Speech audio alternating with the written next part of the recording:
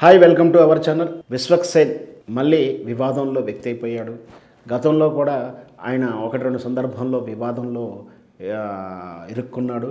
లేదా అతడి వివాదం చేశాడా అనేది వేరే విషయమైన మళ్ళీ ఈరోజు అతని చుట్టూ మరొక వివాదం. అది సినిమా టైటిల్ విషయంలో ఉంది.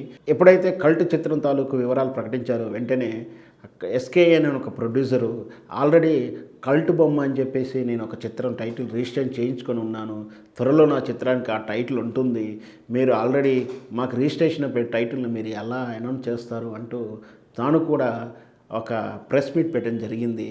వెరసి ఇప్పుడు విశ్వక్సేన్ టైటిల్ కల్ట్ గురించి వివాదంలో ఉంది.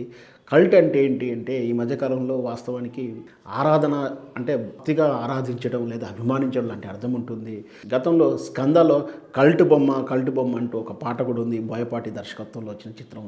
సో ఆ వెరసి ఆ విధంగా కల్ట్ అనే పదం పాట రూపంలోగానే అంత ముందు కానీ ఈ మధ్యకాలంలో తరచూ వింటున్నటువంటి పదం ఎప్పుడైతే వేరలేదో దీన్ని సినిమా టైటిల్గా పెట్టుకోవడానికి అందరూ ఇష్టపడతారు.